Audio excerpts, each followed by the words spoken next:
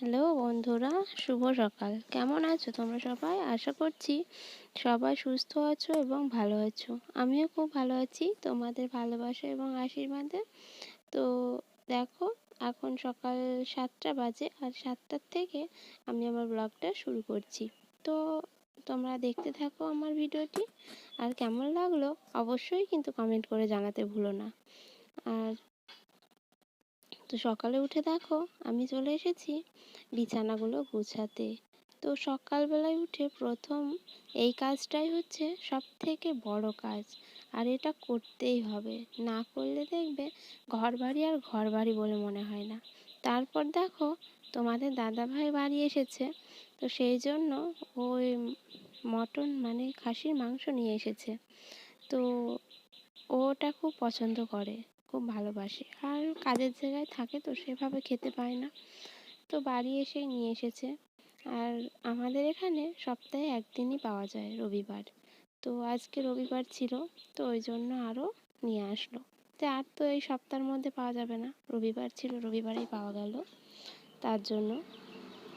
তো তারপর দেখো শুধু মাংসই রাঁধবো না, তার সাথে একটা সবজিও করব। কেননা একটা তরকারি দিয়ে ভাত খাওয়া হয় না, মানে খেতেও নেই আর কি, শুনেছি মা ঠাকুমাদের মুখে। তো আমার শাশুড়ি মাও বলে, সেই জন্য। তো দেখো চলে এসেছি রান্নাঘরে সব গুছিয়ে নিয়ে।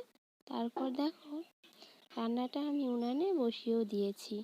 তো ওদিকে দেখো একটা উনান আছে ফাঁকা যাচ্ছে, একটা বসানো আছে মালসা। তো সেটাতে কি বলতো, ভাত হচ্ছিল কিন্তু ভাতটা হয়ে গেছে, তো সেই জন্য ওটাকে বসিয়ে রাখতে হয়েছে, না হলে তো জালটা বেরিয়ে যাবে। তো একটা জ্বলবে না ভালো, সেই জন্য। তো দেখো মাংসের আলুটা প্রথমে আমি কষিয়ে নেব, আর তারপর দেখো আলুটা কষিয়ে আমি মশলাটাও কষিয়ে নিচ্ছি। তো সেভাবে মানে পুরো রান্না কিভাবে কি করলাম সেটা তো সম্ভব হয় না, তো যতটুকু পারছি তোমাদেরকে দেখানোর চেষ্টা করছি। তো তোমরা দেখো। তো দেখো মশলাটা আমি কষাচ্ছি, মশলাটা কষানো হয়ে গেছে। এবার আমি মাংসটা দিয়ে দিয়েছি। এবার মাংসটা দিয়ে নাড়াচাড়া করতে হবে, মানে ভালো করে কষাতে হবে। কষিয়ে নিয়ে তারপর জল দিতে হবে। তো আমি কিভাবে রান্না করি সেটার সামান্য কিছু তোমাদের সঙ্গে শেয়ার করলাম, সামান্য অংশ, মানে পুরোটা হয়তো করতে পারলাম না, কিন্তু এখান থেকে কিছুটা হলেও তোমরা বুঝতে পারবে। তো সেটুকুই তোমাদের সঙ্গে শেয়ার করলাম আমরা কিভাবে রান্না করি। আর তোমরা কিভাবে রান্না করো তো তোমরা আমাকে অবশ্যই কমেন্ট করে জানিও। তো দেখো মাংসটা কষানো প্রায় হয়ে এসেছে। এবার ওর ভিতরে আমি যে ভেজে রেখেছিলাম আলুটা, ওই আলুটা দিয়ে দেবো। এবার আলুটা দিয়েও একসঙ্গে কিছুক্ষণ নাড়াচাড়া করব। নাড়াচাড়া কিছুক্ষণ না করলে আলুটার সঙ্গে মশলাটা মিশবে না, সেই জন্য। তো কিছুক্ষণ একটু নাড়াচাড়া করে নিয়ে তারপর জল ঢেলে দেব। তো দেখো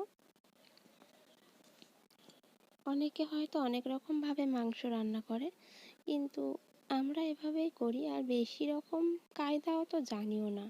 মানে আমি রান্না করতে খুব একটা ভালো পারি না, অন্য রকমে হয়তো শিখেছি আর কি। আগে তো করতামই না, কিন্তু এই শাশুড়ি মায়ের হাত ভেঙে এখন এই কয়েকটা দিন হলো আমি রান্না করছি। তো উনি রান্না করতেন, অতটা চাপ দিতেন না, তো আমিও আর অত গুরুত্ব দিতাম না, তাই আমি রান্না করতাম না, উনানের তাতে রান্না করা। তো তোমরা কিভাবে মাংস রান্না করো তো কমেন্ট করে জানিও। তো দেখো মাংসটা প্রায় কষানো হয়ে গেছে, এবার দিয়ে দিলাম জল।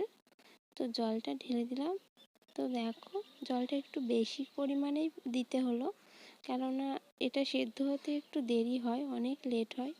অনেকে জানো, যারা খাসির মাংস রান্না করো তারা জানো সেদ্ধ করতে খুবই দেরি হয়। তো সেই জন্য জলটা একটু বেশি দিতে হলো। আর আমাদের বাড়িতে এই মাংসের ঝোলটা একটু বেশিই খায়, তো আমার বড় এই মাংসের ঝোলটা একটু বেশি খায়, তো ঝোল না হলে ভাত খেতে পারে না। তো ডাল ঝোল ঝোল তরকারি না হলে খেতে পারে না, সেই জন্য একটু জলটা বেশিই দিতে হলো। তো দেখো একটু হলুদটা কম লাগছিল, সেই জন্য আবার একটু হলুদও ছিটিয়ে দিলাম। তো মাংসে আবার দেখবে একটু কালার না হলেও ভালো লাগে না, তো সেই জন্য আবার একটু হলুদ দিয়ে এবার এটাকে একটু ফুটিয়ে নেব। মানে সেদ্ধ করব না কড়াতে, কিন্তু একটু ফুটিয়ে নেব। ফুটিয়ে নিয়ে ওটাকে আমি প্রেসারে ঢেলে দেব। তো প্রেসারে দিলে তারা একটু ভালো সেদ্ধ হবে আর একটু তাড়াতাড়িও হবে। কিন্তু কড়াইতে যদি আমি এখন সেদ্ধ করতাম তো আমার এখন অনেকটা সময় লাগতো।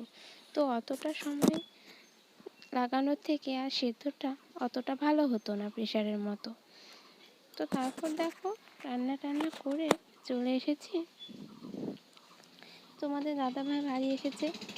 তো পুরুষ মানুষ জানোই তো, অত ভালো কাচাকাচি করতে পারে না। তো জামা কাপড় যা নিয়ে এসেছে তো সেগুলোকে এখন কাচতে হবে।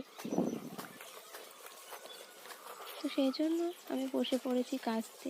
তো অল্প তো না, অনেকগুলোই নিয়ে এসেছে, তো সেগুলোকে সবই কাচতে হবে, যেগুলো ব্যবহার করে আবার। হ্যালো বন্ধুরা, তো দেখো আমি স্নান টান করে চলে এসেছি। তো আজকে স্নানটা একটু সকাল সকালই হয়েছে, কেন বলো তো? তো আমার বর মানে তোমাদের দাদা ভাই বাড়ি এসেছে, তার জন্য কতগুলো ভেজানো ছিল, সেগুলো কাচতে গিয়ে ভিজে গেছিলাম। তো তার জন্য সেগুলোকে কেচে সকাল সকাল স্নান হয়ে গেছে, স্নান করে চলে এসেছি। তো সেগুলো এখন আমার মেলাও হয়নি। তো চলো এখন আমি যাবো ওগুলো মেলতে। তো আমার সঙ্গে থাকো আর আমার পুরো ভিডিওটিকে দেখতে থাকো। তো দেখো চলে এসেছি সেগুলোকে মেলতে, কেচে রেখে আমি স্নান করেছিলাম। তো স্নান টান সেরে কাপড় পরে আমি চলে এসেছি ওগুলোকে মেলতে। দেখো চুলটা একটু বেঁধে নিয়েছি, না হলে চুল দিয়ে জল পড়ে, তো সেই জন্য বেঁধে রাখলাম। দেখো ওগুলোকে এখন আমি মেলবো। তো স্নান সেরে নিলাম, কেন কাচতে গিয়ে ভিজে গেছিলাম, তো তোমাদেরকে বললাম। তো দেখো তখন আমি ভয়েস দিয়েছি, কিন্তু অন্যদিন আমি মিউট করে দিই, কিন্তু আজকে আর মিউট করলাম না। কিন্তু ওই জায়গাটা আমার যেন মনে হচ্ছে একটু শব্দ হয়েছে ফ্যানের, জানি না কি হবে, তবুও দিয়েই দিলাম। তো যাই হোক, হবে। তো এখন আমি জামা কাপড়গুলো সব মেলে নেব। তো দেখো অনেক দিন আমি কাপড় পরিনি, তো আজকে আবার একটু মনে হলো কাপড় পরি, তো সেই জন্য আজকে আবার শাড়িটা পরে নিয়েছি। তো তো এগুলোকে এখন একটা একটা করে সব মেলে দেব। তো মেলে দেওয়ার পর দেখো, তো ও এনেছিল, আবার আমি পরেছিলাম সেগুলো, আবার আমার মেয়ের গায়ে ছিল, সেগুলো কিছুটা কাচতে হলো। তো দেখো ওই যে প্যান্টটাকে দেখছো, ওটা আবার একটু কুঁচকে গেছিল, তো ওটাকে আবার একটু শার্ট করে দিয়ে আসলাম, নইলে তো আবার শার্ট হবে না। তো এই দেখো এটা একটু মোটা। তো আমাদের এই যে উঠানে দেখছো তার মেলায় তার টাঙানো আছে, কাপড় মেলা। তো ওই মোটা জিনিসটায় তারটাতে হবে না, তো ভাবা যাচ্ছে কোথায় দেওয়া যায়। আর ওটাকে আমি চিপতেও পারছিলাম না জানো। তারপর তোমাদের দাদা ভাইকে বললাম চিপে দিতে, তো ও তখন ওটাকে চিপে দিল। তো দেখো বন্ধুরা চলে এসেছি ঘরে। তো আমি এখন তো স্নান করেই চলে গেছিলাম জামা কাপড়গুলো মেলতে। তো মাথাটাকে চিরুনি করতে পারিনি, সেই জন্য চুলটা বেঁধেই চলে গেছিলাম। তো তাড়াতাড়ি না গেলে না মেললে আবার শুকোবে না, তো রোদ চলে যাচ্ছে সেই জন্য। তো দেখো চিরুনিটা করে নেব। আর এই হিন্দু বউদের, বাঙালি বউদের এই সিঁদুরটাই হচ্ছে সম্পদ। তো আর স্বামীর মঙ্গলের জন্য সিঁদুর পরতেই হবে, স্নান করে খাও আর না খাও, আগে কপালে একটু সিঁদুর ছুঁয়ে নাও। তো দেখো চিরুনিটা করে নেব। তো আজকের ভিডিওটি তোমাদের কেমন লাগলো অবশ্যই কিন্তু কমেন্ট করে জানিও কেমন হয়েছে।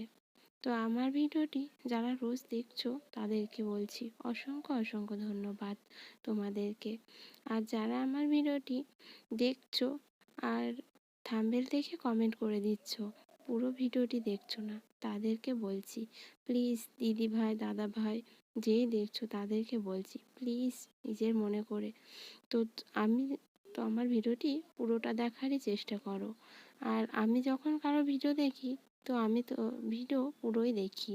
তোমরা যদি আমার ভিডিও পুরো দেখে কমেন্ট করো, তো আমিও তোমাদের ভিডিও পুরোটাই দেখব। আর বলো আর না বলো, আমি পুরোটাই দেখি।